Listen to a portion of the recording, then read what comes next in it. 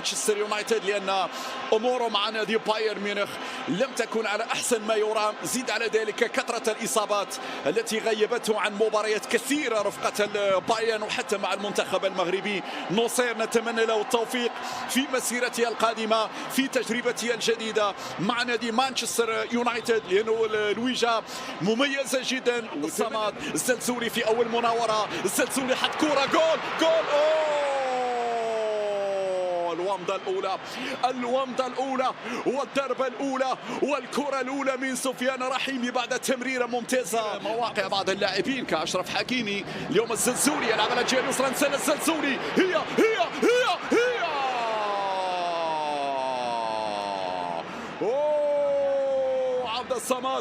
عبد الصمد على بعد هنا مليمترات وليس سنتيمترات كبير كانوا يسجل. يا سلام يا بلال، رائع بلال، كرة كما ينبغي.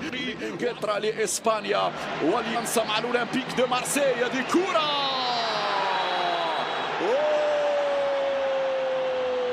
ركلة جزاء، نعم ركلة جزاء.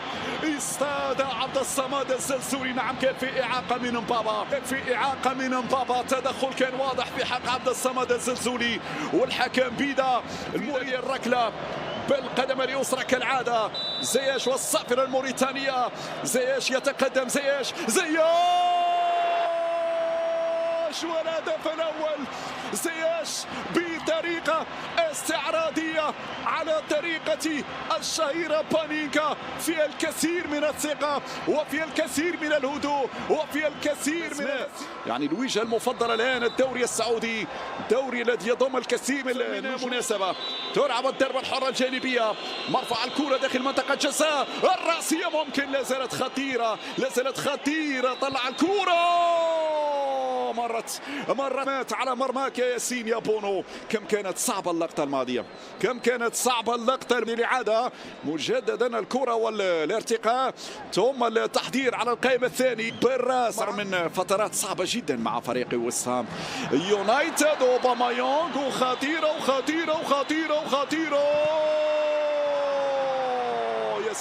ياسين والمدافع بعد ذلك، والحكم ماذا يقول؟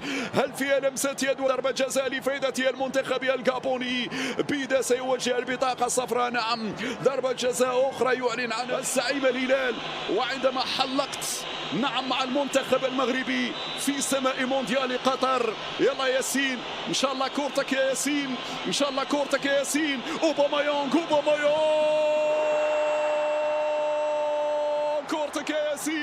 كورتك يا ياسين، يتعملق الزعيم للزعيم ياسين بونو.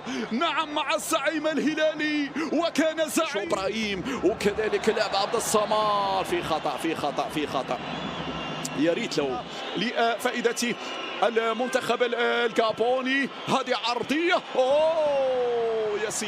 ياسين يتصدى، وبالتالي كرة تتحول إلى الركني. أعتقد الآن الأحد في هذا المركز. لذلك ركلة جزاء إنسانية للمنتخب المغربي. اصطاد سفيان، هذا هو القلب المغربي. زياش هل يفعل بنفس الطريقة أم سينوع؟ تأتي الإشارة. زياش والثاني. زياش على أقصى حارسي المرمى يتمكن من إضافة ثانية تخدم بشكل متواصل بين لاعبي المنتخب المغربي لما تخرج بالكرة عن طريق اللاعب اوباميانغ. حذاري من هذه الكرة. ياسين أينك ياسين؟ يخرج ياسين وخروج في مخاطرة كبيرة. صعبة الكرة، مخاطرة كبيرة منك ياسين. لم يكن لديك حل آخر سوى الخروج. فضل انفراد المهاجم دينيس بوانغا. الخروج كان في مخاطرة، ولكن كان لابد منه يا ياسين يا بونو، رغم أن دينيس مر ودينيس خلق متاعب لدفاعات المنتخب المغربي. حذاري من الدفاع الخطي. دينيس بوانغا، كرة في المنتصف. بابيكا يلعبها لأوباميانغ. لا يمر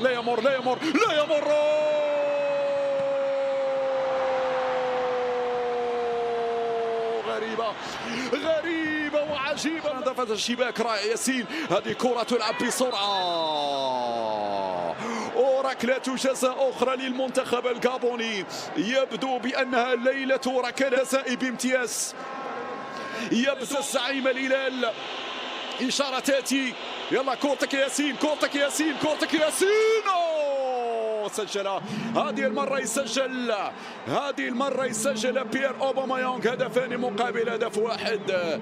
أخطأ على مستوى الدفاع، أخطأ على مستوى التغطية، وبالتالي كلفتنا ركلتي جزاء واحدة منها سجلت عن طريق اللاعب أوباميانغ في مباراة مفتوحة ومليئة بالإثارة.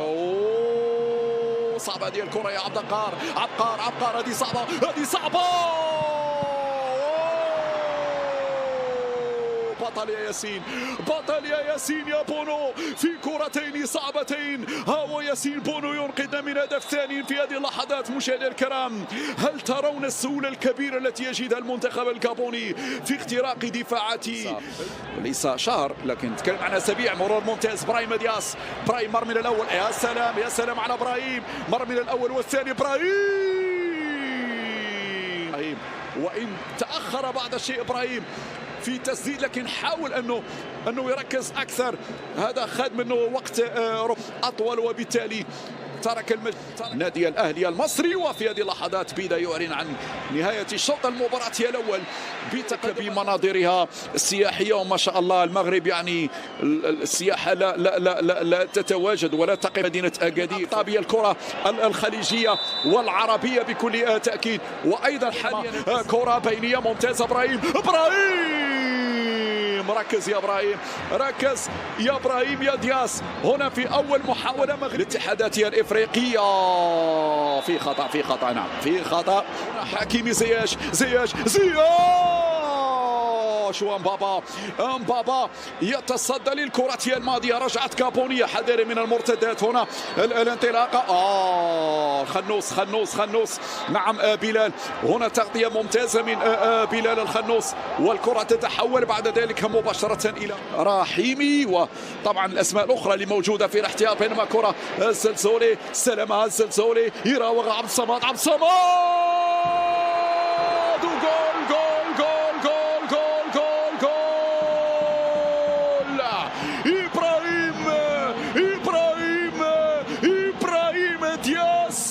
الثالث للنخبة المغربية. هكذا المتابعة من نجم ريال مدريد إبراهيم دياس يوقع على الجول. نجوم لا ليغا يتألقون في الكرة الماضية. عبد الصمد، بابيكا رقم 10، بابيكا يهيئ. لازالت صعبة هذه الكرة. بابيكا ياسين مرة أخرى يتصدى لكرة اللاعب بابي. سفيان أمرابط، عزدين أناحي، مثلث هنا يظهر من خلال هذه التمريرات. عبد الصمد يسدد رائعة. وكنت قريبا يا عبد الصمد. هناك وقت لمتابعة الهدف الرابع. ممكن ذلك الكعبي. أيوب. السلام عليكم ورحمة الله وبركاته، وأهلا بكم أعزائي متابعي قناتنا على اليوتيوب.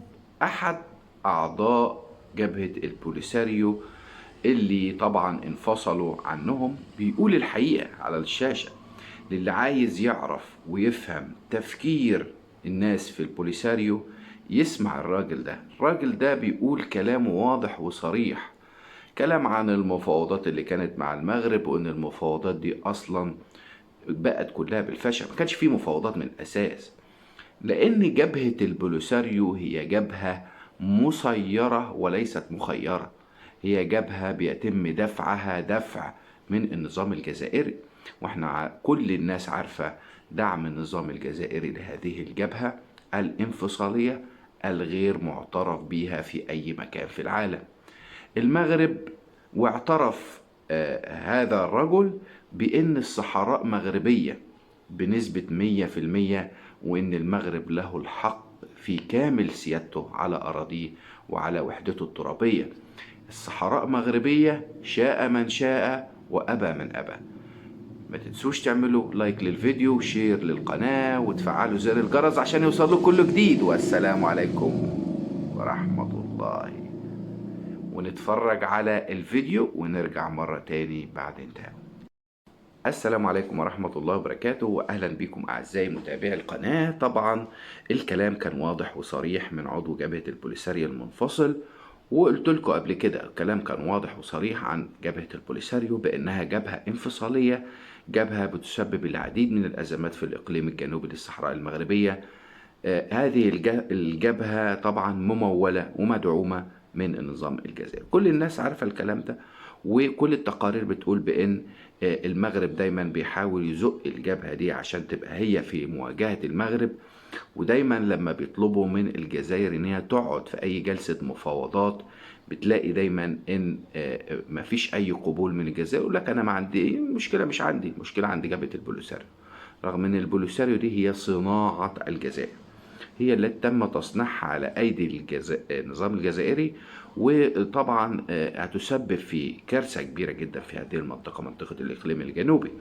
ورغم ان المغرب دايما بيفكر في السلام وبيفكر في ان يبعد كل شيء عن موضوع الحرب، لكن دايما الفتنة والإثارة اللي بتعملها هذه الجبهة بتسير الملف نحو ان يكون في حرب في هذا المنطقة. عشان كده لازم تبقى فاهم القصة الخاصة بتحركات المغرب في أروقة الأمم المتحدة، تحركات المغرب في أروقة مجلس الأمن، بأن هم لن يتنازلوا عن الشرعية القانونية والدبلوماسية، ودايما بيفضلوا السياسة والدبلوماسية على الحروب.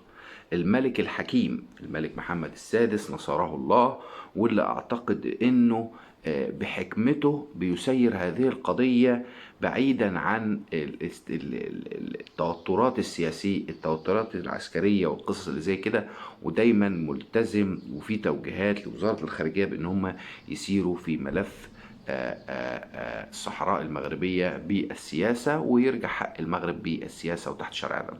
تنسوش طبعا تعملوا اشتراك في القناة، تفعلوا زر الجرس، لأن عندي كلام كتير جدا هقوله لكم، وما تنسوش اللايك للفيديو يا جماعة. والسلام عليكم ورحمة الله. السلام عليكم ورحمة الله وبركاته. فيديو مهم جدا جدا جدا. ألف مبروك للمنتخب المغربي للناشئين، فوزه بكأس العالم بعد فوزه على أسبانيا بسداسية. حاجة محترمة، حاجة مشرفة. الناس في المغرب اللي بتشتغل بطريقة محترمة جدا جدا جدا، خاصة فوزي لغجع، الراجل القوي، الراجل المميز، اللي طبعا في منافسة كبيرة جدا على كرسي عضوية الكاف في الفيفا، واللي اعتقد ان فوزي لغجع هيحسمها بنسبة 100%. نسمع الفيديو ونشوف رأي الاعلام الجزائري، وما تنسوش تعملوا لايك للفيديو وشير للقناة وتفعيل زر الجرس، ولنا لقاء بعد انتهاء الفيديو. السلام عليكم ورحمة الله وبركاته، وأهلا بكم أعزائي متابعي ومشاهدي قناة ميديا سبورت. كلمتين هنقولهم ونقولهم في العظم. الناس اللي مرشحة نفسها لكرسي الاتحاد الافريقي اللي هو عضوية الفيفا، كرسي الاتحاد الافريقي، كلمتين هنقولهم وخلاصة واجرنا على الله. اللي مرشح دلوقتي، في مرشح من الجزائر، مرشح من المغرب، ومرشح من مصر. طبعا مرشح الجزائر 2 في 1، لان مرشح تونس انسحب، قال لك عشان خاطر مرشح الجزائر ينجح، يعني هو لما ينسحب مرشح الجزائر ينجح.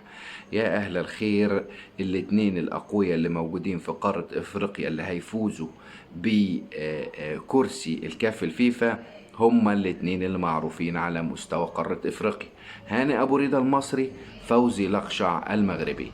اسهم فوزي لغجع، والكلام بيتقال بان هو يعني الى حد ما عامل ارتباطات اقوى، راجل مميز، عامل بنية تحتية في بلده كويسة جدا، عامل تطوير رهيب في المنتخبات في بلده. فانا بقول ان فوزي لغجع هو الفائز بنسبة 1000%.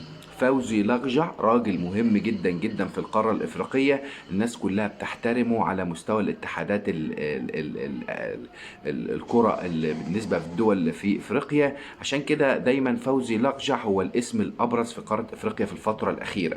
هاني أبو ريدة منافس قوي جدا، كان عضو في الفيفا وهو مصري الجنسية. طبعا أنا عشان مصري فبتمنى إن هاني أبو ريدة ينجح، لكن لو فوزي لقجع لاعب احنا نقول له مبروك ونقول له شيك هاند ونقول له بالتوفيق ليك، لانك انت راجل محترم، راجل بتطور في بلدك، راجل بتشتغل عشان بلدك. عشان كده احنا بنقول له الف مبروك لو فاز.